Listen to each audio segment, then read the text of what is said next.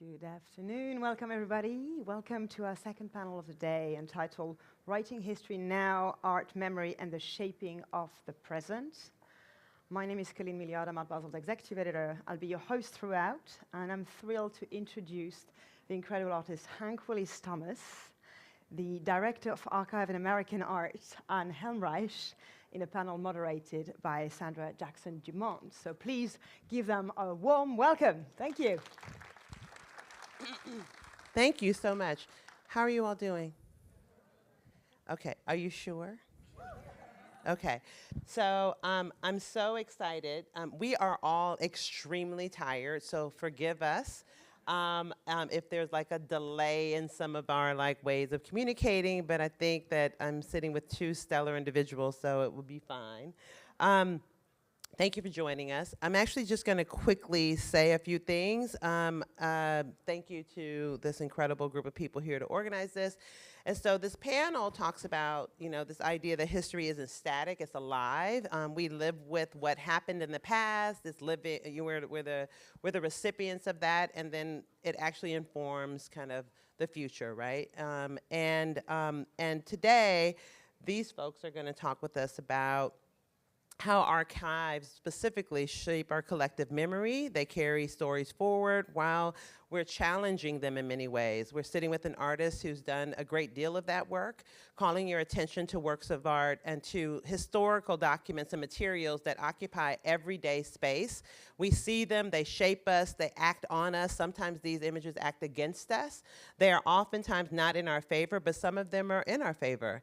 And Hank actually asks you to look closer, look again, spend more time with images, walk away, talk to somebody else, come back, bring your camera with you to stand in front of a work of art, and then go and talk some more.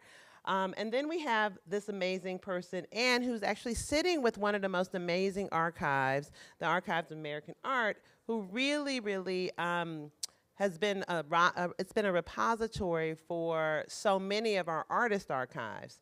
I remember speaking to Benny Andrews. How many of you know who Benny Andrews was? A legendary American artist, incredible painter, and sitting with him and him talking about one of the most important things you could do is actually collect your own story and put it somewhere that will take care of it for other people to take care of in your future, because it's about informing the world beyond you and your potential legacy. I'm seeing someone here who has worked closely with Virgil Abloh and being a legacy of that incredible designer, but being a custodian of that amazing archive as well. And so what we're going to do is actually ask each of these folks. I'm not going to introduce their work because they're going to talk about their work themselves. So it's better for you to hear from them directly. And then we're going to launch into a conversation. I have the privilege of just asking them a few questions, and then they will share their perspectives. In the background, you'll see a series of works of art that are a combination of images that belong to Hank, and then there are images that are from the the Archives of American Art. And so that's what's flipping in the background. We may reference them.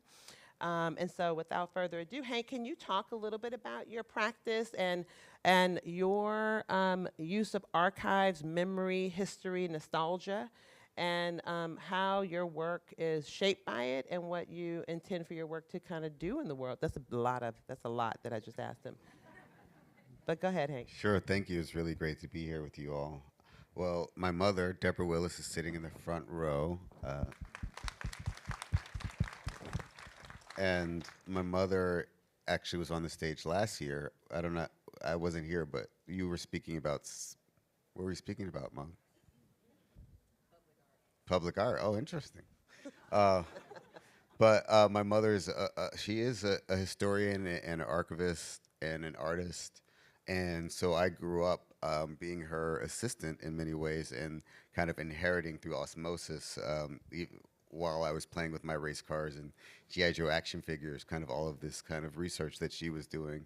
And I was just always, so it was kind of second nature to me that old photographs of people we don't know are important, old documents that are somewhat stained and crinkled are important, artifacts and objects that kind of don't have a context or relationship to this current moment are important.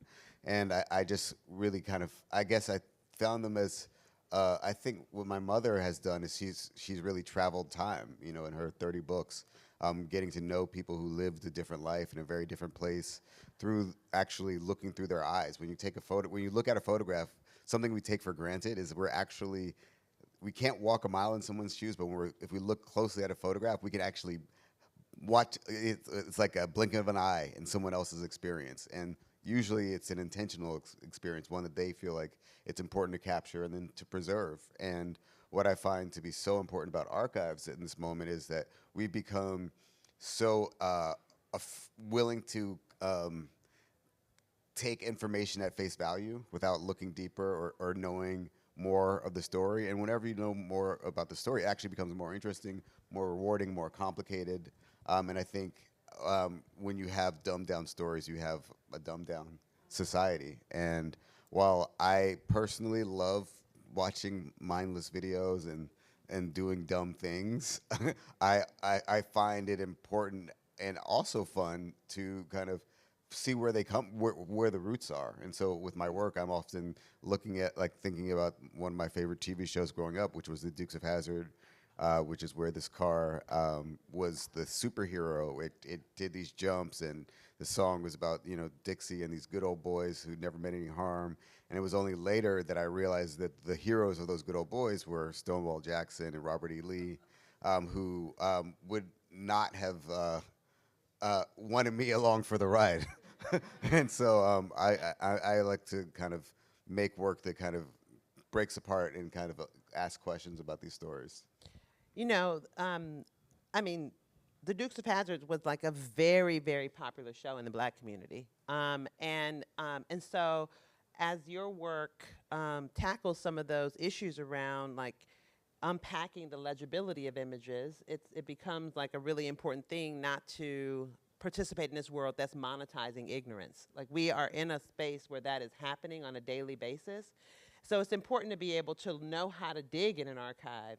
So maybe, Anne, you can talk about, like, you all's practice about making things accessible and your role in not just being a place for these things to be, but to encourage a certain kind of thinking and interrogation. Yeah, I love the question. And, you know, the notion of archives being alive, I think that takes a little pushing against the grain, because we tend to think dusty, you know, and the Smithsonian used to have the nickname the nation's attic. And I'm like, well, that's where you put stuff that you don't know what to do with.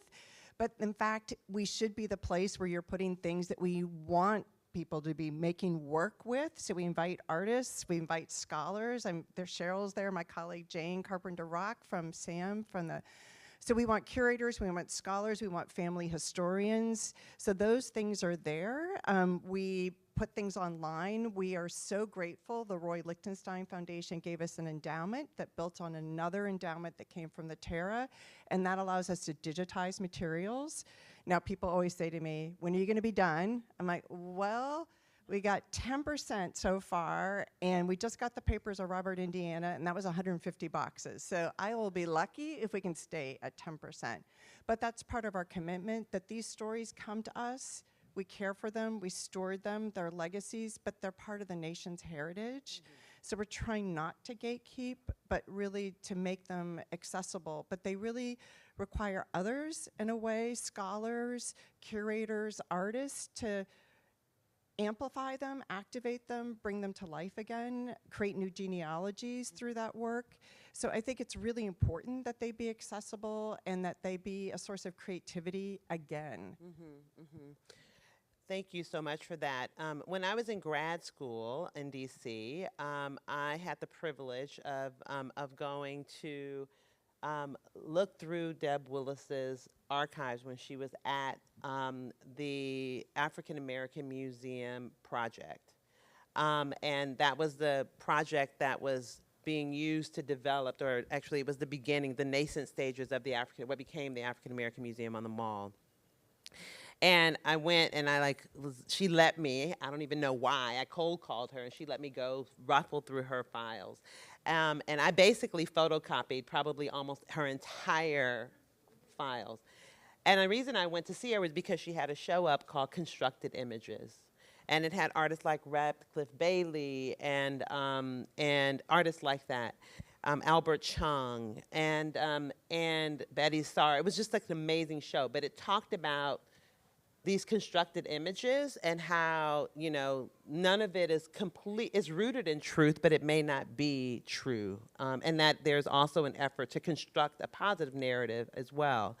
Hank, maybe you could talk a little bit about, you know, your connection to personal memory and collective memory and how that intersects in your practice, and how that, like, you've used so much of like public archives and things that are like in newspapers, but you also have called upon like familial history and those kinds of things. And so, and that's elevated these personal stories into a public archive in many ways. And so people have come to know certain things through your practice and through your work. Maybe you could talk a little bit about that.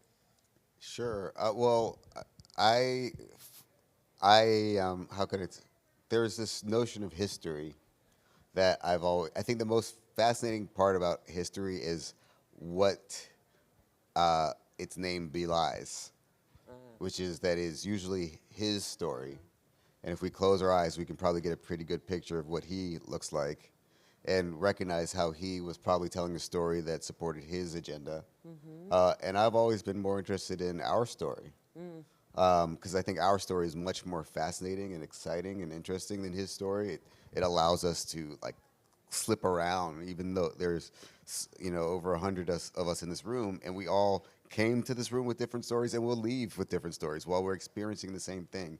And each of them will have nuances that I think are really exciting and refreshing. And so with my work, I'm constantly attempting to encourage myself and viewers to walk around, to get engaged, to challenge what they're looking at, so they implicate themselves in it. And so the work we're looking right now is a monument that's to Dr. Martin Luther King and Coretta Scott King at Boston Common, which is the oldest continuously used public space in the country.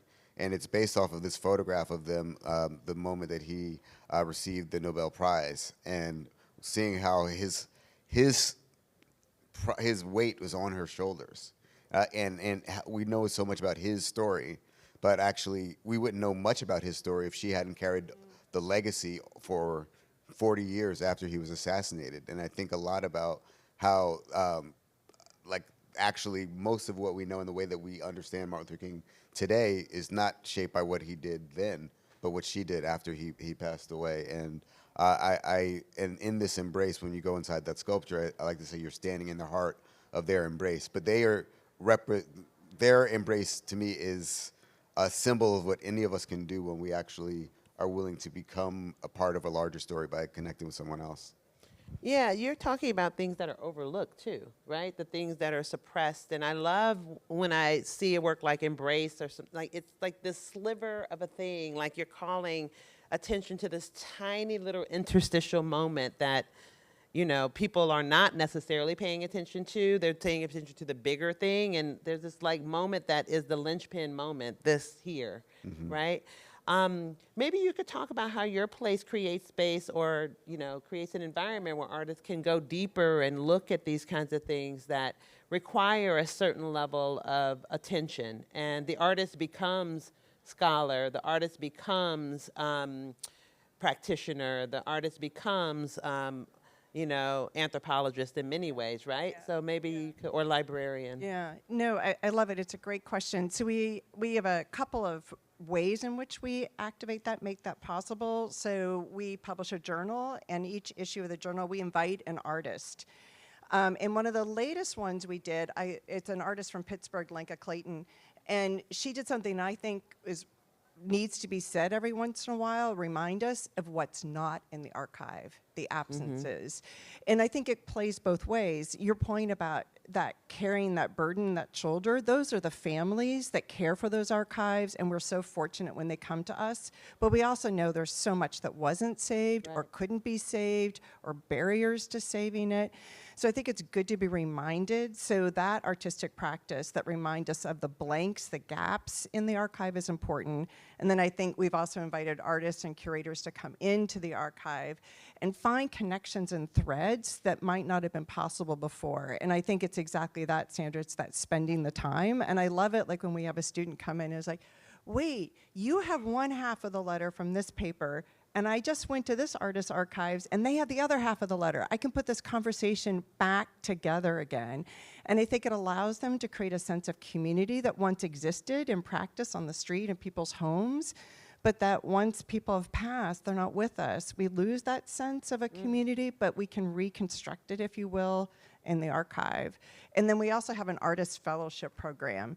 And we invite artists that come in and spend time with work. And I think that's also been really important. There's an artist right now who has a show up in Queens, Fia Backstrop, who's from Sweden, but she's doing a project on West Virginia. And I think somebody coming from a different place to think about that community, but she lives with that community, then has come and looked at representations of that community in our archive. So she can draw connections that may not even be visible to that community from her perspective. So I think it allows people to join that conversation, bring new points of view to that conversation. That practice, Sandra, you described of being in the archive, spending time, chasing down those connections. Yeah. You know what's interesting about what both of you said is this idea of kind of using art and archives as almost like an antidote to kind of like intellectual flaccidity. You know what I mean? Where like people are unlearning how to think these days. Like it's such a fast-paced thing where people really don't understand the importance of the act of thinking when you're spoon-fed everything. You spoke to it, and I do think that I was saying earlier that I think that people have monetized people not knowing. Like there's an investment in people not knowing, like not being able to think. And the work that you both are doing really speaks to people understanding the importance of that and how it ties to our decisions in society. And as a result, I think that people sometimes are acting against their own best interests because we are like not trained people to think. And I think that is the potential of cultural institutions, the potential of artists' work. So maybe you all could talk about like what is the responsibility right now, if there's any, for cultural institutions and artists to play in this act of teaching people to think, teaching people to see, not look at things, not just look at the thing, not just go shopping, but actually see. The act of looking more deeply, which both of you are talking about. So have at it, whoever. Go ahead. Oh, well, I mean, you know, we think about this a lot, right? That letter, you have to read it closely. We also do oral histories, and I've been thinking a lot about oral histories. I want this moment we're living in to be captured, previous moments, and I think oral histories, too, require really carefully listening, right? When does somebody, like, pause? When does their voice catch? You know, so I think we hold, and I want people to come and spend time with materials, to spend time with that kind of critical thinking and think about what's there, what's not, what's said, what's unsaid, what's between the lines. And I know we're looking at some of your work that's, and I hope you'll say something more about it, but I also think that way of looking, when you bring it out in your practice, invites people to also look back in the past of artists who brought out different kinds of making. And I hope that comes with the act of looking too, that as we go around and we see other work, we start to build up this kind of visual vocabulary in our heads. But you're drawing the connection, as you said, from your own stories. So it's not, oh, Google vision search, you know, made this connection. I made this connection based on something I saw before and I experienced that helps me bring meaning to this particular work I'm seeing now. Mm-hmm. Yeah, so. Yeah. How many people here have been to an archive in, okay. Come visit. And how many people have been to an archive in the past 5 years? That's great. And I think it's one thing that's so important that you, and the rest of you, I hope you do, because coming, like, the Google or the first page response to a specific query is usually not as beneficial as having that primary experience where you actually get to touch an object, even a piece of paper, or find these connections between these two. Like only a person who's gone to this one place and has gone to this one place can actually know that these two letters are connected, unless these archivists have a connection between these institutions, but they're usually so overwhelmed. So I really think we have a lot of responsibility here. Most of what we know about past societies is through the art that was preserved.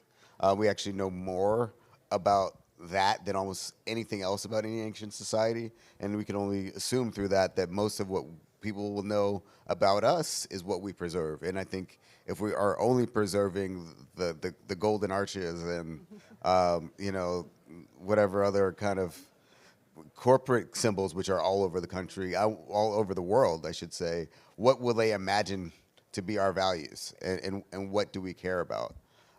And I would hope it's more than consumption. I believe that great art asks questions, and everyone here is here because they're critical thinkers. You know, what I appreciate most about going to Art Basel is a reminder that, oh, there are other people out here who actually are willing to come out of wherever their comfort zone, go into the world to see something that they haven't seen before, and to learn something, to be challenged, to be pushed.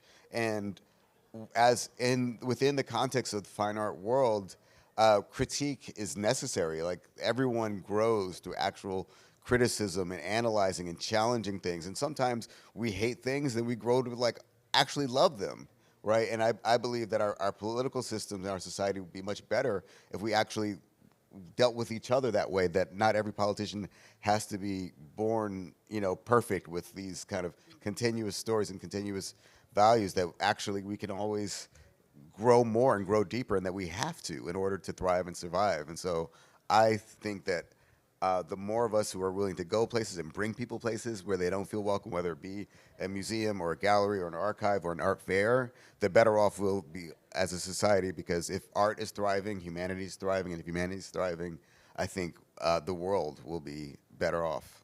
And then yes. I knew that was a clapping moment. I'm gonna clap. He was like, "I sound good. This is great." You were going to say something else? Well, I love the idea of it. It's a shared conversation. And if we can how do we keep sharing it and make it a shared conversation? So I'm clapping. Oh, thank you. I mean, it's really important to think about, like, what are these spaces for? What does this thing do in the world? Everything does something in the world. Energy doesn't go anywhere. The same energy is, like, moved around, right? And it occupies different spaces and time. And so, like, what is your role in the type of energy you're putting out there? How are you creating spaces where people can ask questions, can be held accountable, can also participate in a world where you're not canceled because you don't know, but you also are held accountable for your actions and what you say and do, right? I think it's fascinating that I am most fascinated with spaces like museums, universities, parks, bars, all these places being places where you can actually have levels of discourse that you might not otherwise have. And so where the stakes are high for you personally, but they may not be as high for you in your professional space. And I think it would be interesting for us to talk about the ways in which your work does that, where you can have those kinds of conversations. I mean, Hank, you are, why don't you talk a little bit about works like this, where you're calling people to participate, and I mean, you can't see this whole work without doing something else.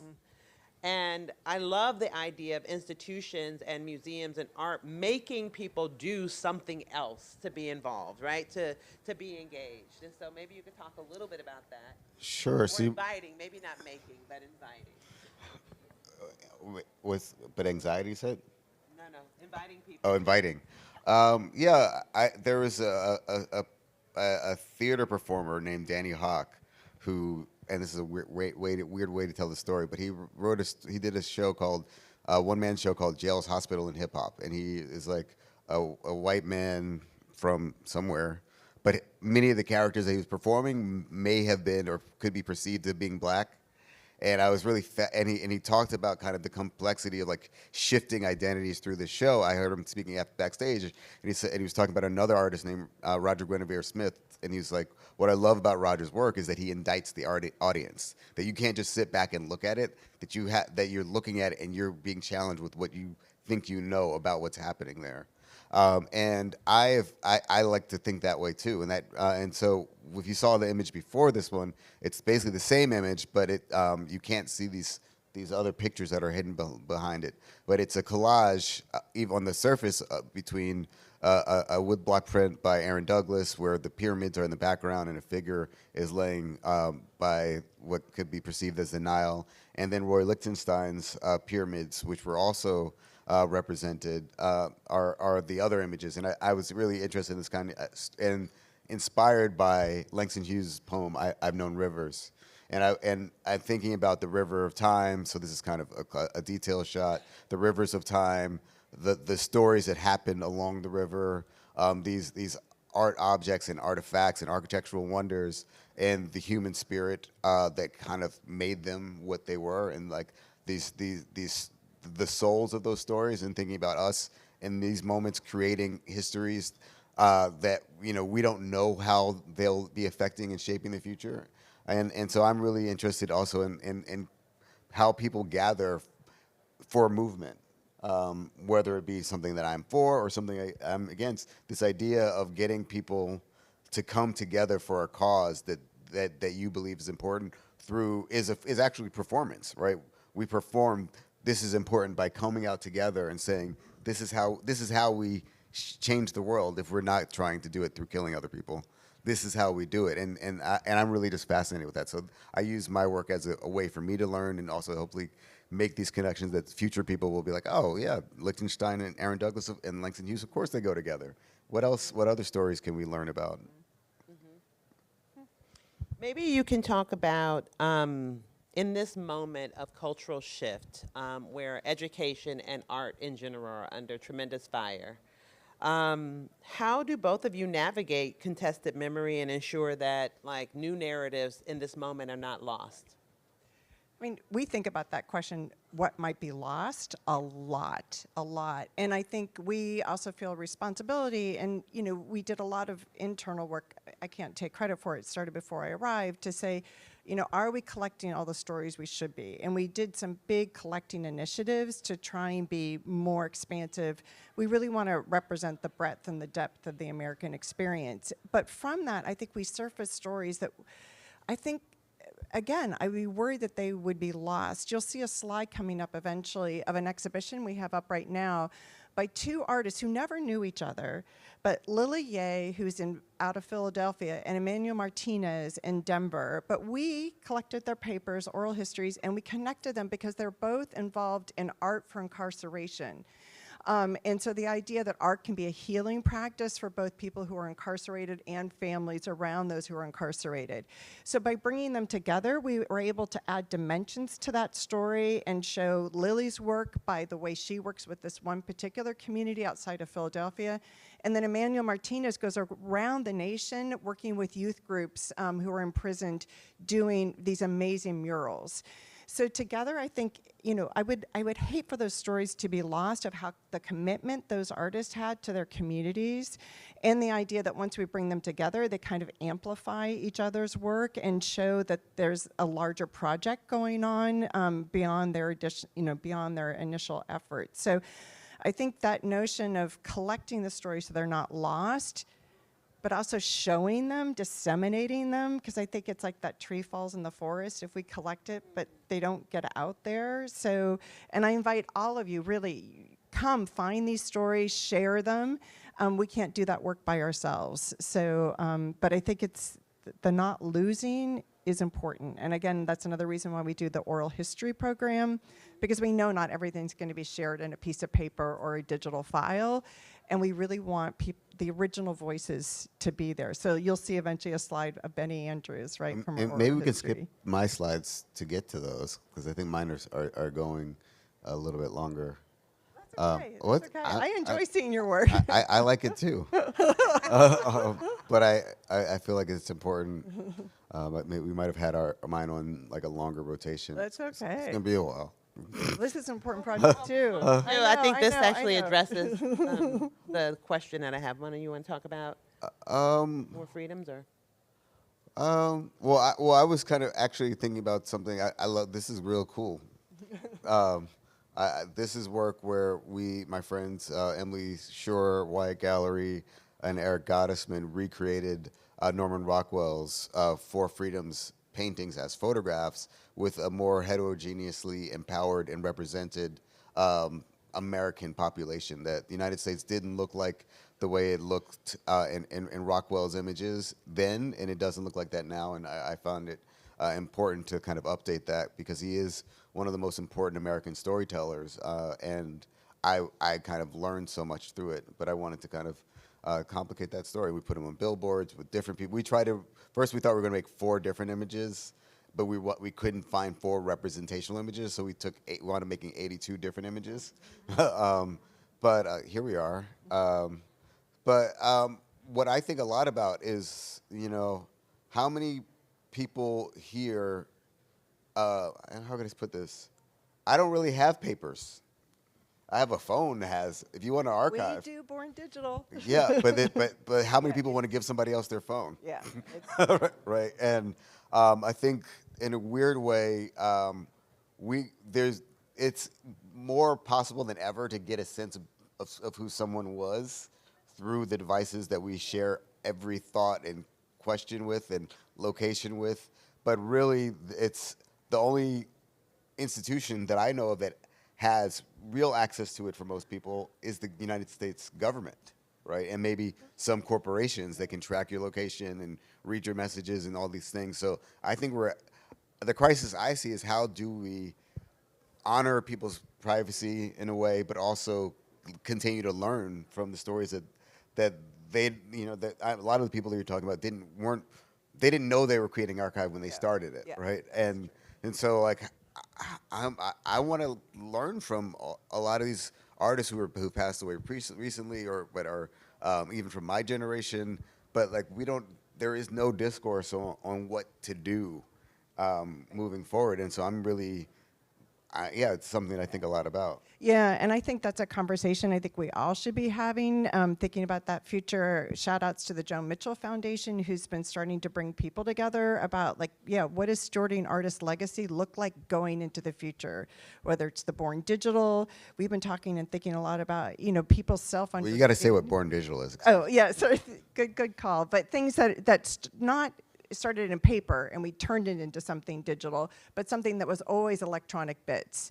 So the way in which people are thinking about Instagram as a way of curating their own practice, well then that says to me that we've got to think about how do I archive someone's Instagram feed? Is that feasible? And then I've got a third party involved in that, right? That's not totally my decision.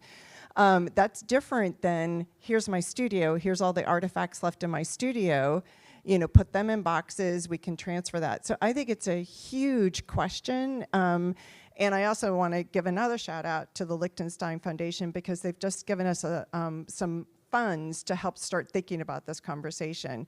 So keep your eyes and ears open. If you've got thoughts, come talk to me because this is something we're thinking a lot about because I don't want our moment to be lost for the future generations. Hopefully somebody will find this video and be inspired by your work and your words. But we're seeing Beverly Buchanan's work right now, and some of her work, like Marsh Ruins here, is going to eventually disappear. It's the title will take it away. The stones will eventually, because of the tabby material. So the archive will be the place where we know that work existed. So what happens in the future? It's interesting. So even thinking about the notion of delving into archives, I think, Hank, you and I were at a gathering with the Astor, where he was delving deep into the archive, which gave birth to, we were there, gave birth to the Liechtenstein gathering, right? And so there even needs to be a kind of a gathering of the gatherings so that people understand where things came from, you know? And I think that is the history, particularly for people of color, that a lot of our material and a lot of our gatherings are not necessarily documented. So I love the fact that there is so much attention being given to documenting things. Like Peg Austin is here. Like there's just all these like amazing people who have been a part of like a real serious legacy building. But how do we actually document that? And there's people that have been doing it. I used to work at the Metropolitan Museum of Art, where I was chairman of education and programs, and one of the things I found out was that Nina Simone performed there in the 60s. And I asked everyone, I asked like, you know, ethnomusicologists, I asked around, I was like, did you hear about this? You know, I asked Guthrie, I was like, have you heard about this? All these amazing, and they were like, no, but I do know someone that might know. And I only found out about it because I found an invitation, one of the advertising cards for the event. And it was during the Harlem on My Mind show. It was right around that same time. And so immediately I started thinking what I'm sure a lot of people here who know about Harlem on My Mind was thinking like, she crossed the picket line? Like what happened? You know, did she walk up the stairs? Did she go through the side door? Like was it dramatic, you know?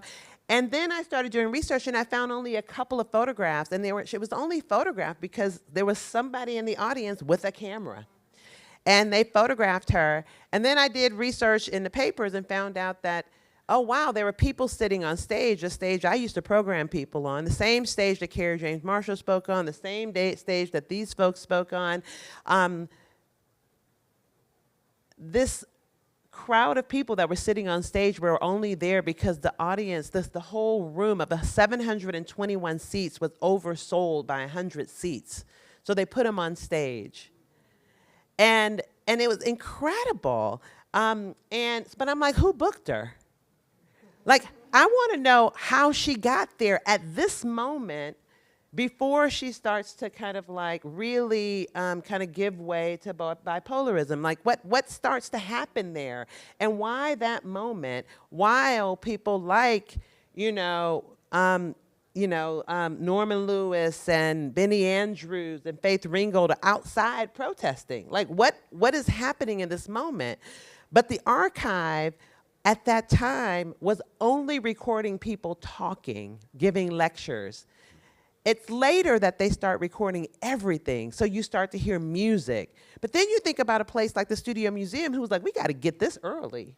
But it's in boxes, and so now the Studio Museum is like in this place of like really unpacking all that great stuff.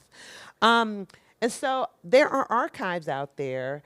We just need to activate them. We need more people that believe in the archive as a way to understand who we are and who we will become, because the lessons are in those archives, which is why your work is so important. The idea of you pulling out so many of these things that I think call attention to it, and the reason why Deb's work is so important. Well, and Cheryl. I'll clap for that. There's a few things that came up for me when you really think about like what in Roy Lichtenstein's biography at his birth would have told us that he would be supporting programs at the Smithsonian. Yeah. Right? The fact that people like the Astor Gates are using their creative practice to actually fund and support cultural proliferation and building institutions and upkeeping institutions. To me, that's the power of being an artist. It doesn't in modern times that you don't have to. It is real. I don't like to say I'm an artist. I just like to say I'm a person, because what artists primarily are people who recognize the power of alchemy, and are making symbols to attract people to a certain wavelength that can reverberate throughout space and time. That's what brings us all here. But I also think it's important, and he loves it when I put him on the spot, is Jack Shaman. You like it when I put you on the spot, right? You got to stand up. This is Jack Shaman. Jack brought me here 20 years ago, and I had breakfast actually with Don and Mira Rubel, and thought about when I met them all that time ago, and I was talking to Don about kind of what he's experienced in his lifetime, what Mira's experienced in his lifetime. What we don't talk about is, and I'm sorry, I'm going to say it, over 40 years ago, when Jack opened his gallery at 24 years old, 22 years old. 12 years old. Yeah, exactly. It was in Washington, D.C. It was, the world was different, right? And how his archive to me is as important to any artist, because through these galleries, through these collectors, and their correspondence and their connection, the fact that they can bring, they often for us are some of our first curators. They're saying, I see a value. They're also our first docents. You know, I'm going to talk to this person and spread this information. That's why I think about him bringing me. I didn't know who Don and Mira were. They didn't know who I was. They didn't buy my work at the time. But Jack was like, I just think it's important that you should know. Let's fly down to Miami so you should know them, and introduce me to Marty Margulies and Rosa de la Cruz, and this idea of I don't, and you know, like I was 27, 28 years old. Like, why did he see? What did he see in me when we were selling pictures for $600?